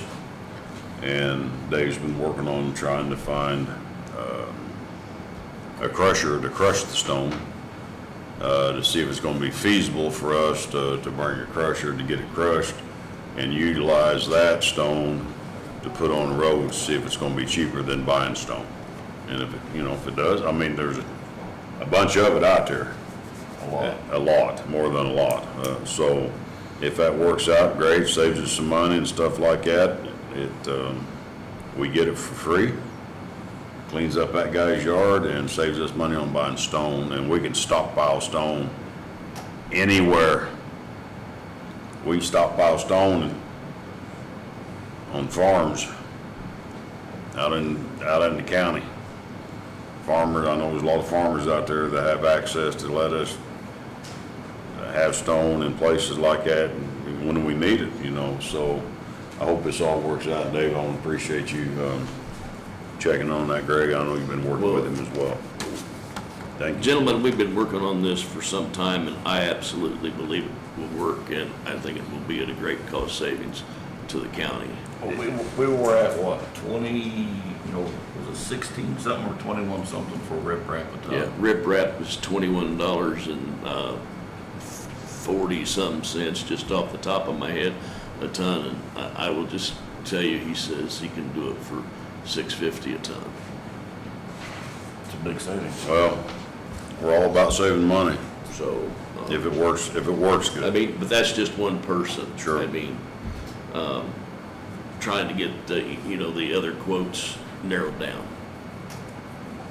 Good There's deal. not that many folks that are out there doing it. We did look into renting a crusher ourselves, but the amount of people that it would take, we would have to rent additional equipment, and some of the price tags that went on breakdowns, it didn't appear feasible. Yeah, okay. Appreciate it. Thank you, Jim. Thanks, Greg. Thank you, David. Department heads. Oh, you again? I thought we got you took care of a while ago. I just took care of the radio project. If you got time. We got time. We got all day, Chris. So I wanted to update you a little bit of what's been going on down at the dispatch center. We've been having some cooling problems in the server room. Yes. I don't know if you guys recall, but the server room is cooled by a mini split unit. It's a unit, of course, sits outside, and then inside it has two heads, two evaporators that blow in that room to keep it cool. We've had to have that mini split recharged 3 times that I know of. One time last year, this spring, I don't know the date. I know I was out mushroom hunting whenever I got a call that said that room had gotten hot. We sent a local contractor there to look at it, and he had to recharge the unit. And then the other day when I was going on vacation, I got called again. The room was hot, and we sent him, and he had to put another 4 pounds of Freon in it. We got a leak somewhere. So on top of that, so we've got a leak somewhere. It's had to been recharged 3 times that I know of, and I don't know if the directors, maybe Sherry had it worked. I don't know. When we had 911 directors there, I didn't know what was going on over there. So I don't know of any other work that's been done to it. Yesterday, HFI came in and had to replace a drain pump in one of the heads also. So as the evaporators cool the air, they take moisture out of the air, drips water, and then they've got a pump that pumps it away. So they had to replace a drain pump in one of those evaporator heads.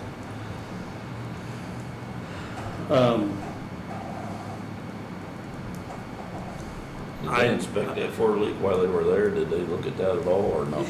I asked him to, and he ran his wand around in the evaporators, and he said they would have to come back and do a more thorough test, but he didn't just, I call them sniffers, or those Right. electronic units with the wand on them that you can, and he used that, and he didn't find any leaks inside, but it was also blowing air, trying to get that room cooled back down. So he said to do a more thorough test, he'd have to come back and shut the system down and see if he could find it, without it blowing air and everything. So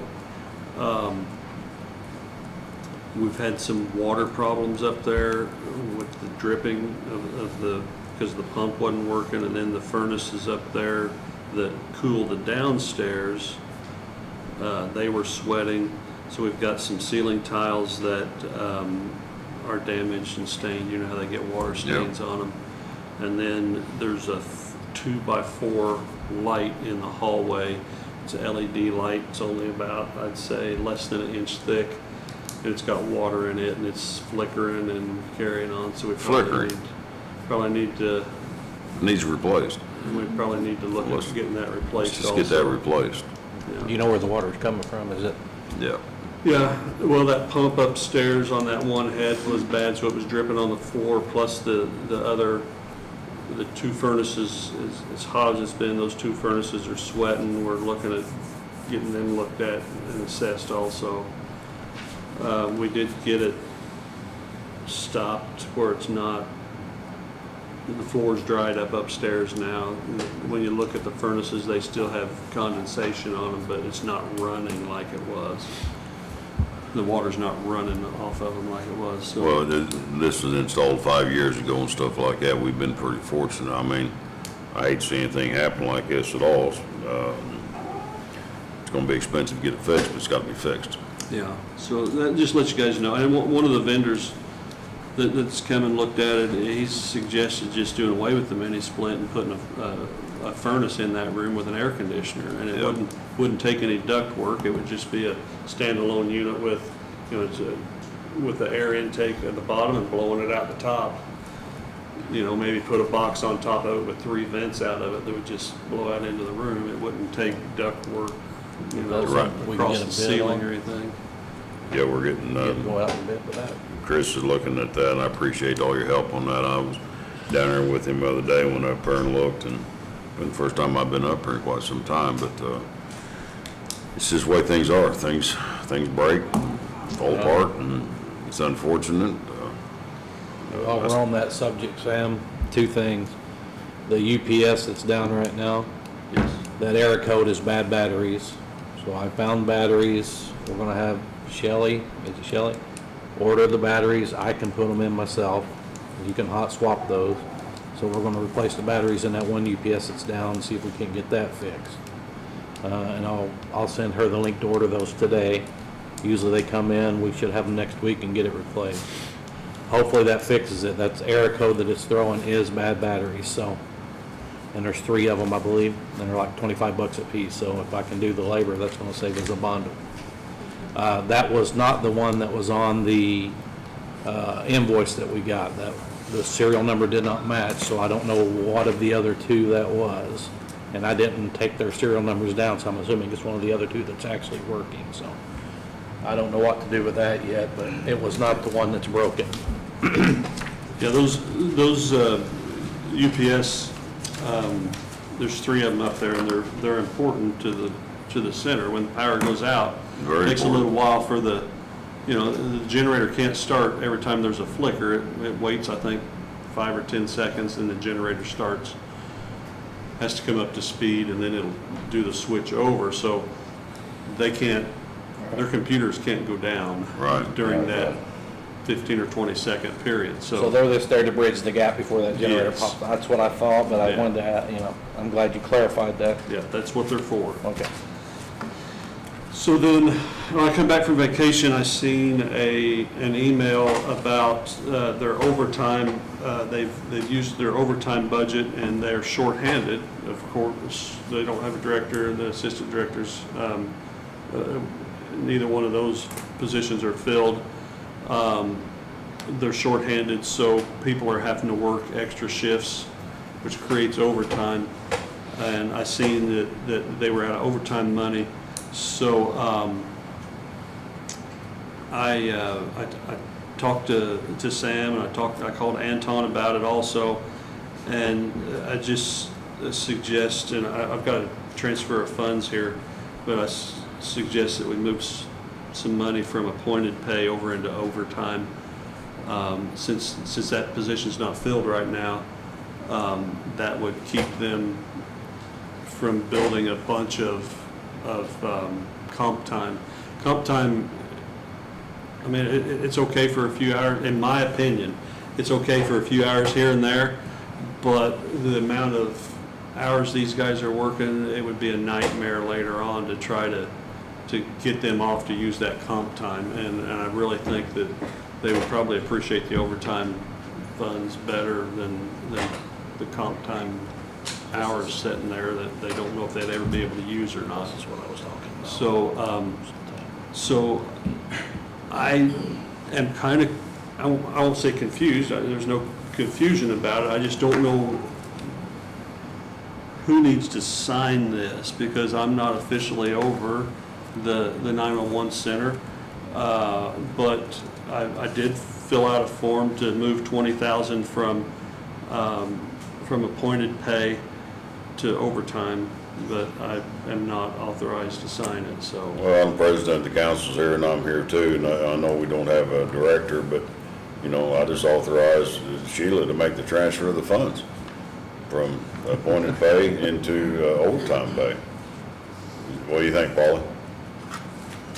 We don't have, I mean, we don't really have anybody to sign off on it, per se, and I don't want, you put your name on it, Chris, I don't care. I can put my name on it, I just have not been authorized to do that, so, Yeah. I mean, I remember there was about 5 years ago, someone had written a additional appropriation on my funds, and I didn't take too kindly Yeah, to we it. don't want to do that. So I don't want to be doing that unless I'm authorized to do it, so. So, I'll just put it on the signature line for the commissioners meeting 73 and 25. Okay.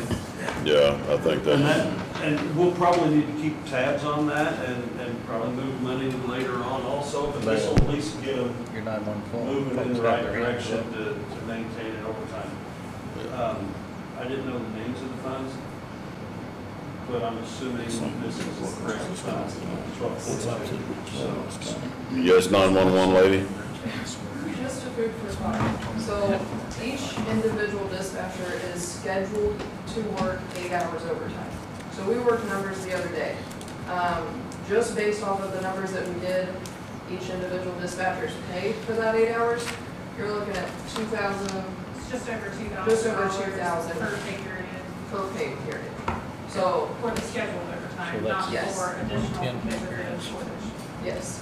But it's going to add up real quick, It is. and we understand, and hopefully we can get the new employees and get the director thing, get that resolved here in the near future. The one thing, this is just my opinion, personally, and this has been an ongoing crisis for years, comp time versus overtime. Now, somebody correct me if I'm wrong, because like I say, I've been wrong already today. There's already a policy in place about comp time hours. The county does not budget for comp time. Zero. They budget for overtime. But there's comp time hours already in place for, I'm not sure what the hours are. I know when I was sheriff, we had 80 hours comp time. That's it. That's max. That's all you can get. And they're still operating under the 80 hours comp time max. And I asked Sheila about the comp time thing on the payroll end of the LAO system, or what's it called? That if Chris has got 80 hours and he's at his max and he turns in 2 more hours comp time, when it comes to payroll, it generates a red flag. You don't get the 2 hours. It automatically has to be paid on overtime. That's it. Because if you have a policy in place that dictates how much comp time you get, that policy's got to stay, we have to stay true to that policy. Do you agree, Paula, so far? So, looking at it in the budget standpoint, because the county doesn't budget for comp time, but they budget for overtime. And I know when I was sheriff, we had to increase our overtime budget some on a couple different occasions. I think department heads need to look at that. Because the commissioner, this is one commissioner, we're gonna rectify the comp time thing come August. Because there's a policy already in place. If you can only generate 80 hours of comp time, then I'm gonna throw this on the council, God love her. You got 80 hours of comp time is all you get, and you got 100 hours on the books, the council's gonna have to pay you after 20 hours. Nobody needs to be above what their allotted comp time is. Is that gonna be an expense to the county? Sure, it's gonna be an expense. But if people are throwing in comp time and it comes to the payroll system and the payroll system red flags it, you don't get comp time. It has to go into overtime.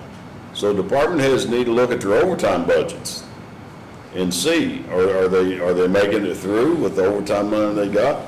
Or do they need more overtime money? Because the comp time thing, we cannot continue the onslaught of comp time that's being accumulated. There's already a policy in place. So come August, when I meet with these two fine outstanding gentlemen, we're gonna initiate that, then we're gonna have to come to the council, and Paulie knows it. Anybody that's above their allotted time needs to be paid out, got the head off the snake. Because if you don't, it's just gonna stay out of control. I think it's an easy fix, but, and then Sheila told me that when it comes to payroll, if somebody generates that, it red flags and then you can't pay. You can't give somebody the extra comp time that's above their allotted hours. It has to go to overtime, praise God. Council budgets for overtime, they don't budget for comp time. So everybody might as well, just in my opinion, you know, it's not a take heed to anything, but it's coming. We're gonna correct it in August. Then we have to present it to the council to figure out how much that money is gonna cost, Paula, you know, to bring people down to where they need to be. And if 80 hours or 40 hours is your max, you don't get to go over that. I'll add that this should have been done a long time ago. I mean, You- there was policy in place, it was not enforced, and, you know, to me, I feel like that's a department head issue, you need to manage your department. Now we do have, you know, an enforcement in place, but I totally agree. I mean, It's a long unfortunate. time coming. It is, but, and I think if we can get that cleaned up like ASAP, to get everybody down to where they need to be and get them paid and stuff like that, like I say, when you goes to the payroll department, it automatically generates a red flag. I understand to have the comp time thing, I think it's a wonderful thing, to have comp time, you know, and everybody works hard, and you need that. It's kind of like a benefit, kind of like an emergency, you know, if you have to take a couple days off or something, you got family, and God comes first, or family comes next, and our job's here, but it's nice to have that bank at comp time if you need it for emergency situations, but you can't go over that bank. That's what the bank's for, to stop that. So I would like, Second level to that is the departments, like the sheriff's department and EMS, continually do not have enough employees to allow the ones that have the comp time to get out of there. And it's just, So it continues to build. yeah. Because you're short on people, you have to. okay, We don't have comp time. We just pay overtime is what we do. and that's good. But I can see the dilemma other departments are in, because if you're short on people, you gotta have somebody in the seat of that squad car. But with the sheriff's office, and I believe this directing sheriff's not here, We set our limit to 80 hours when I was the sheriff, and it's still that. They don't get over 80 hours comp time. Yeah. If it goes over 80, it goes straight into overtime. That's the reason I asked the department heads to look at your overtime budget now, because the budget's coming up. Don't sit and try to budget for comp time. You know what your comp time policy states, that's all you're going to get. But if you look like that you're going to need more overtime money, at least budget for it. You may not need it. But I believe the sheriff's office, when I talked to Sheriff and Matt, they're still regulated 80 hours. They don't get over 80 hours. And that needs to be held true with every department. And it'd be easier to manage. We know that we're gonna have to come back probably within a couple of weeks and revisit, once we have time to look at some numbers, we'll have to revisit dispatch, because 20,000 isn't gonna last real long. No. But that 20,000, the purpose of that 20,000 moving was to get them out of the hot seat right now and continue, where they can continue getting that pay for their. They get paid overtime. Yeah. Which I think they probably want So the money. we know we're gonna have to revisit that, but that was just to kind of get us out of the frying pan. Oh, absolutely. I agree with that, and I agree with you. I thank you for putting that together for us. Yeah. Yes. So just to clarify, and thank you, Chris, for addressing that. Just to clarify, that will take us out of the comp time for this pay period. Yeah, you should get paid overtime. Now, you have to, I don't know where that is with Sheila, though. You'll have to talk to her about that, because that's her department, not mine. Sorry. Her, that's Sheila's department. Sorry, Sheila. It's however that she wants to handle it. It's within series, so it shouldn't have to go to the council, should it? So it's within series, it's just a matter of. So it'll be there. And again, we can monitor July 21st, we're gonna have to ask for an additional appropriation. They do have good cash balances. They just got some supplemental lit Yeah. money that came in, so that can go toward it. And the cash balances will roll over at the end of the year, but it can kind of be calculated when we're doing budgets to try to figure out what, because they're gonna be, it's gonna be ongoing. No matter how you restructure, it's gonna be ongoing. It is, and we just need to keep the comp time in check. That's it. That's it. There's your berm. You can't go over that berm. And once we do that, and I know the council's gonna be up to them to make the decision on the payout, but I think Sheila, and her department sometime maybe between now and August, or our next August meetings, maybe come up with a number that we think it's gonna cost the county to pay people down to their cap. Let's see what that's gonna cost the county, and if we can't, let's get that paid. Then when things get turned in for payroll, it doesn't exceed that comp time cap. And that gets everybody there. We've already got a policy in place, let's make it effective, and we wanna do that in August. Sorry, I'm long-winded about it, but. And I also will start providing, you guys by, probably just send it out every time, just to, send it to commissioners every 2 weeks, because our system does print out that, so you guys can keep an eye on it every 2 weeks, and not like just in budget hearings. And again, we'll start red flagging the ones that are over. Obviously, currently, we have multiple employees, unfortunately, so I'll add that to your council agenda. Don't you think, Paula, that'd be a good way to get things rectified? I mean, Yeah, I'd like to see a number. oh, yeah. Well, you know what, though, whatever the number is, Paula, and let's say it's 200,000, I'm just throwing that out there. If we can rectify $100,000, we can get part of them down to the cap, let's get part of the people down to the cap. Still, nobody's gonna be able to go over that cap on the comp time. But department heads need to look at your overtime The budgets. problem we had before, when we were with the new payroll system, was we pay it down, and then department heads would not enforce that policy that was in place, and it would just go back up. And I agree with you, but I think now with the payroll system we got, Yes. once that red flags that, they're not gonna, department heads, they may mess up or something, but at least that'll catch them. Yeah, hello, Diane. I've never had a problem with comp time in mine. My issue is, if we're going to do this and enforce it, we need to make sure these offices are staffed, because as elected officials, we're required to do certain things in a day, and we have to also have internal controls. So there are some things I have to have 3 or 4 signatures on. Right. And it's not a simple process for everyone to do, because it has to be reviewed, it has to be verified. A few years ago, we let everybody basically go, because some people didn't stay within their budget. The offices that stayed within their budget still lost people. I had myself and 1 employee. I mean, I had to go to the council and the commissioners to cut back on hours and a lunchtime in order for us to complete a day. We've got to be careful.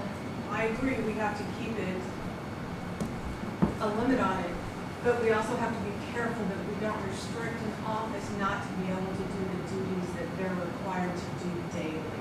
That makes it very, very hard, and that's why I came forward on that, because we couldn't keep up with our. I agree, and I'm just speaking, it's just me. This year, budget year, is when all department heads need to put in a real budget. I mean, I did when I came in. I know you did, I'm saying all departments. Yes. And I researched. they need to be realistic about their overtime Yes. and stuff like that.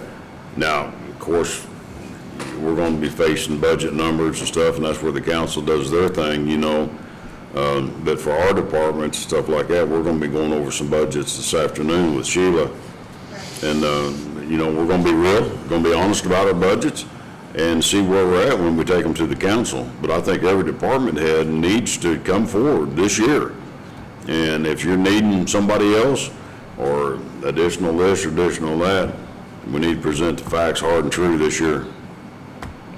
My issue right now, which I'm gonna have to talk with the council, is them not funding my election 12/15. We're not getting enough settlement in order to run that office. And there is no option, it has to happen. And when we have an election next year, we're required to have certain things in place, and I've got like $20,000 saved in right now, I'm not gonna make it through the year. No. So, that's something we also have to look at. Absolutely. Make sure that, when something's required, and to me, I don't think an elected official should have to keep going back and asking for more money when I can't control what I do. Right. I agree with you. It's a tough situation. I'm not speaking for the council because they're the finance end of things. I just, speaking from my heart to the elected officials and all the appointed people to, when you look at your budget this year, be realistic. This is what I need to run my office, and this is how much money I need, because we know we're all facing tax issues next year and stuff like that. But we are a county government, and we have to run our business for the people of this county. So I know the council's going to be working hard on this and getting numbers put together and making things happen. So I appreciate everything you do, and I appreciate you don't deal with the comp time thing. You haven't. You just don't. So, yes, Chris, you done? The only thing other thing I have is the Doughboy project. We had a meeting yesterday. And yeah, I had that right here. Go ahead, though. It was amazing, once we had everybody in the room, to see how good of a job Jack did putting the right people together in a group to do this project. We got some good ideas. We'll be moving forward. We'll make sure that we're honoring the veterans. And we're hoping this is gonna be something that'll really look nice and make the people proud. So, If you, some of you don't know, and I was gonna touch on this as well, we did have a meeting yesterday about the Doughboy project. It's a wonderful project. This is honoring the veterans of Owen County. Everybody knows where the Doughboy is, somewhere out here in our courthouse lawn out front. Chris is, he come up with a design. David Mills from the ADA consulting firm, who's been going around to our buildings, helping us get in tune. He's donating his time and his drawings for this project. Say a little round circle right there, that's where the Doughboy's at. It's going to be extremely nice. Taking the plaques off, going to be clean. The Doughboy's going to be clean. They're putting out a design to where, you know how the dirt comes up to the Doughboy. All that's going to be took out. New concrete, Bart Karsh. If anybody knows Bart Karsh from Spencer, he's a great concrete man. He was there. Janet from Community Foundation was there yesterday. She's doing some, what do you call it, rendering drawings? Drawings, something like that. Putting that together. We're going to have some updated drawings next week that we're going to put down on the first floor of the courthouse on an easel so people can look at, see what it's going to look like. I say Janet has helped putting all that color drawings together. So Pat Conder, he went out and dug the depth of the Doughboy to see where we was at. Dennis Busey, the Veterans Service Administrator, is going to all the VFWs and American Legions in the entire county, presenting this to them, showing them what is going on. This is a reflection on the community coming together and doing something to honor the veterans of Owen County. That's what it's all about. It's going to be nice. It'll be concrete, colored concrete or stamped concrete out front, some lights. It's going to be nice. Janet was very upbeat about being able to raise the money for this project. This is donation money.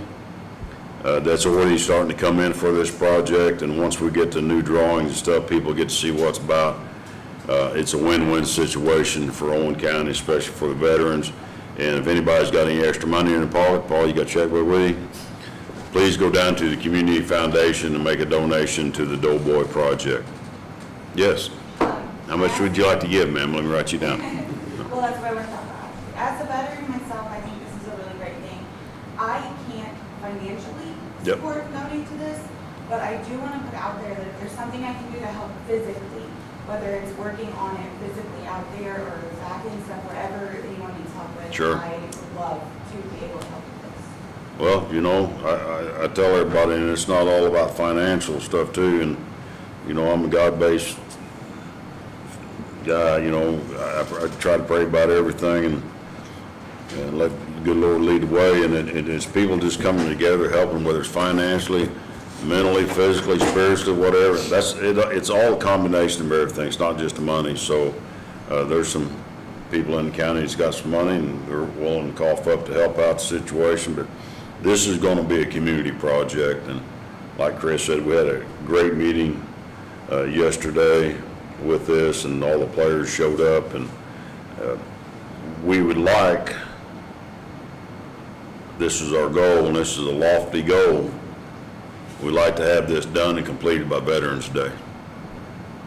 Well, let me know how I can help, because I would like to help. So with that being said, for everybody out there on this dome repair,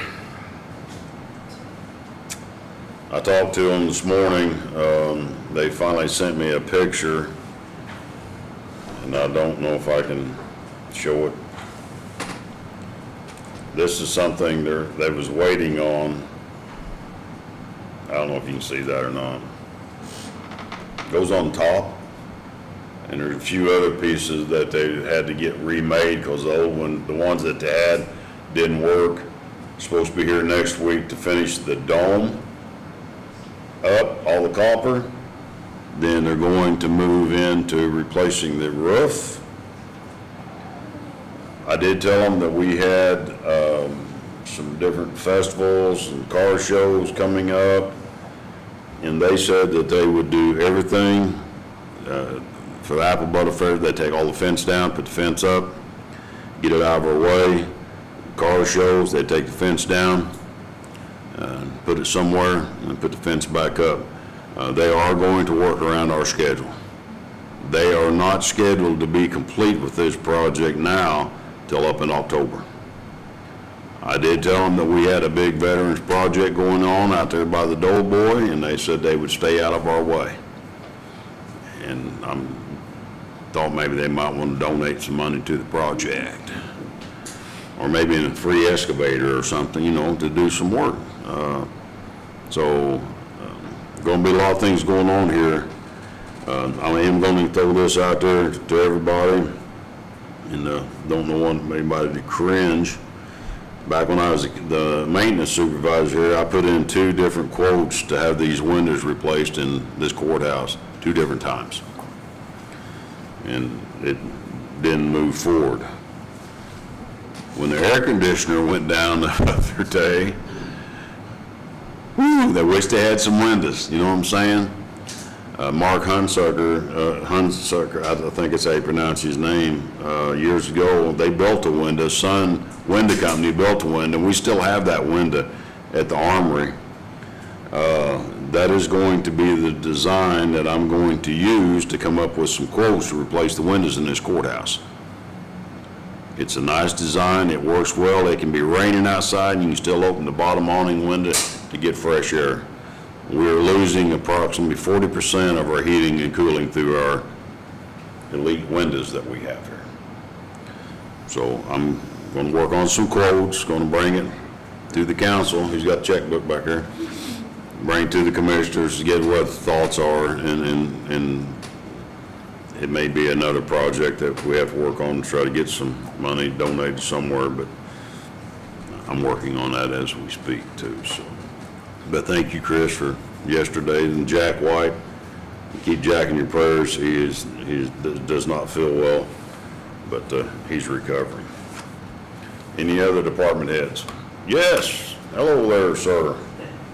Young man. The only thing I wanted to bring up real quickly was that I work with a lot of human relations people, all these different corporations I work at. And one of the things that's really crucial when you guys get ready to make a decision is to make sure that whoever's going to do this job has background, college training on human relations as far as psychology goes and attitudes. Because one of the things that breaks up a lot of different groups and organizations is personality clashes, right? And that you have people who don't have the qualifications for what they're supposed to do. So what they do is they generate a lot of problems and blame everybody else. And it causes a lot of disunity because of their dysfunctional abilities to perform the duty. So what we have here is just a suggestion from the citizen here that when you get ready to choose whoever this individual is going to be, they've got a little bit of background in psychology on what makes people have the attitudes that they have towards teamwork. And I think it's a really crucial deal. It's a big deal.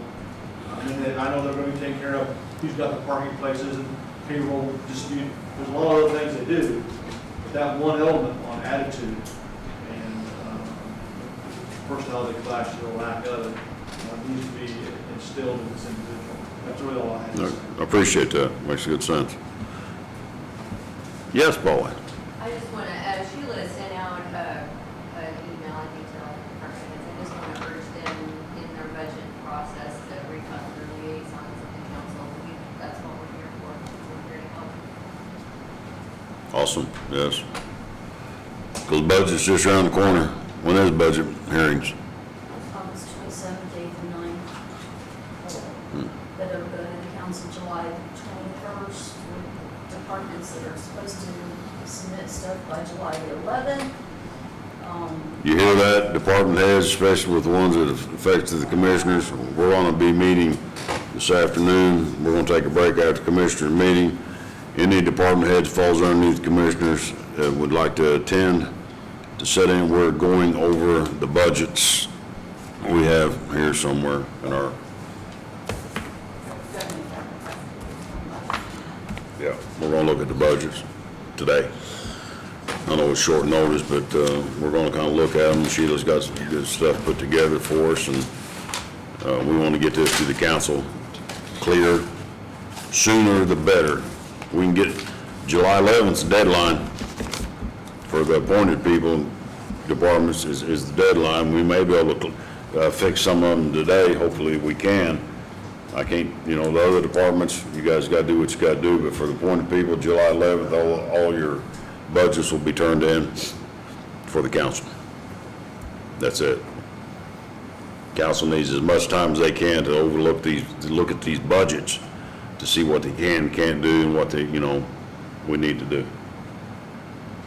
July 11th deadline for the appointed under the commissioners is because the commissioners have to approve them in their meetings to present them to the council. So obviously 11th is your deadline date as far as this council's meeting prior to the hearings. But they have to be able to have it at their August 8th meeting to Yep. just get it turned in. Yeah, let's just work on it. Let's just do it.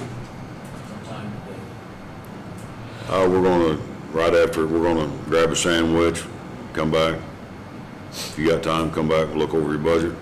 We'll just go through it. Let's get it done. Yes. I know there's some concerns about the health insurance. Has anybody heard? Not heard back from them yet.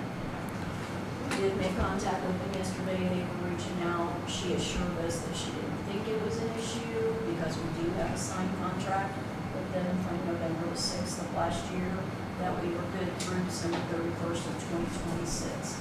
But she was reaching back out to them. I asked her for her reply in writing so that we can forward it to commissioners, councils, and all of the employees that are concerned right now because of the letters that have been received.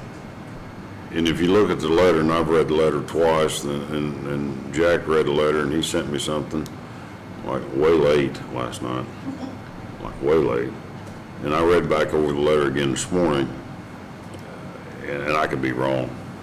But I think the letter is stating changes that are coming, potential changes that are coming to the benefit package after 2026. That's when I read it over again. Now, if you guys may not, everybody's got their own interpretation. I could be absolutely, totally dead wrong. But we are under contract with them through 2026. But I'll tell you this, everybody knows how contracts are. When things change, things change. So I'm hoping we're still good through 2026, and hopefully Sheila will hear something back from the insurance company today to give us an update, at least maybe kind of ease our minds for 2026. But I do look for some major changes in the health coverage for Owen County coming real soon, and that's just me. Benefit packages as well is something that they're going to be taking a real close look at. It's unfortunate, but this county is pretty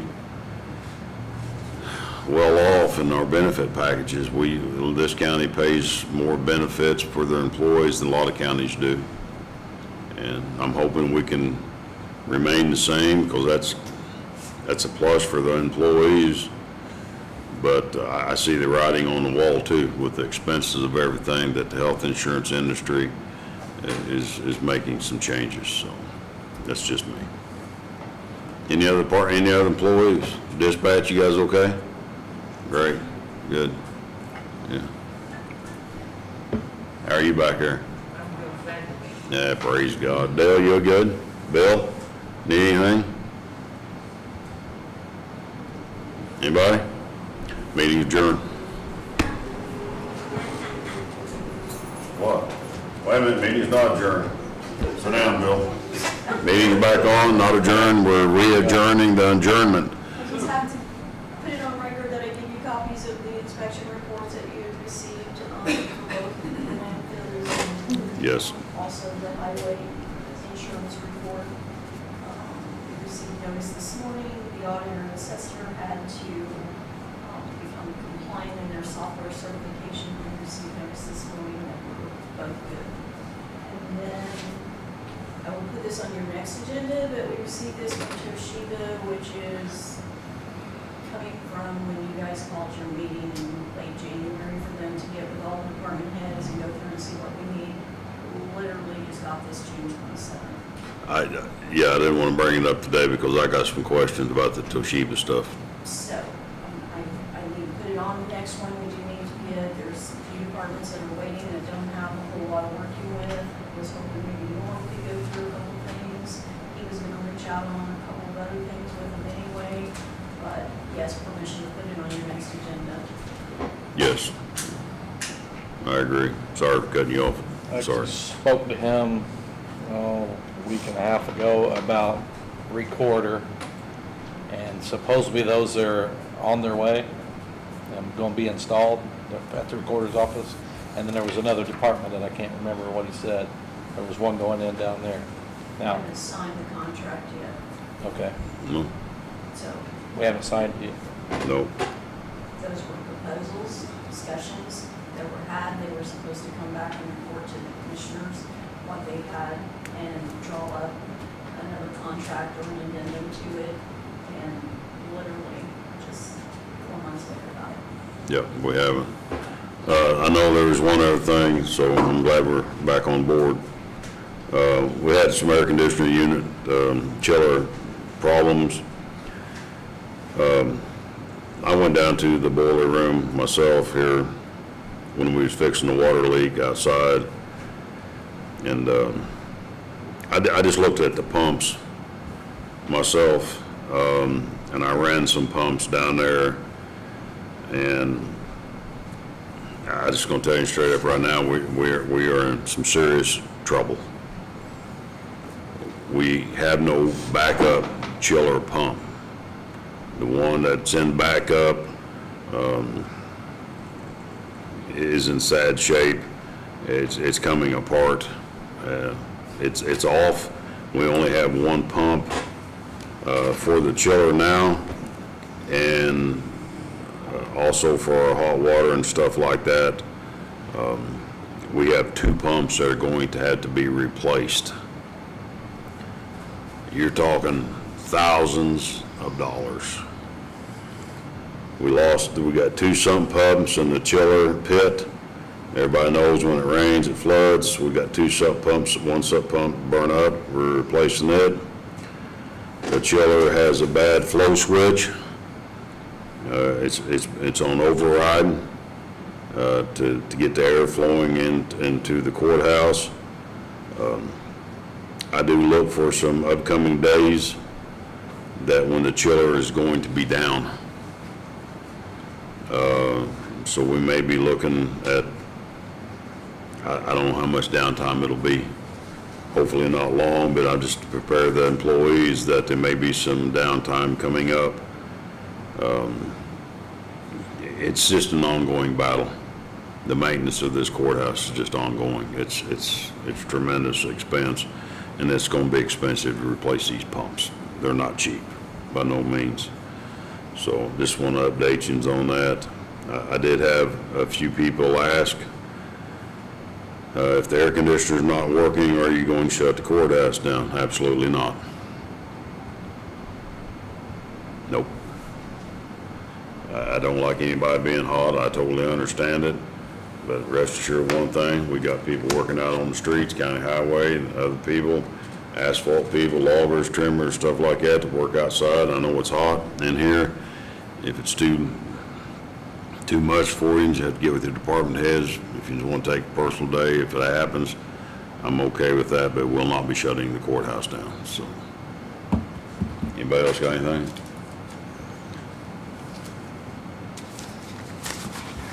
You got anything? You sure you don't want to say something? Yes. You sure you don't want to? Sure I am. Now the meeting is adjourned again. Thanks.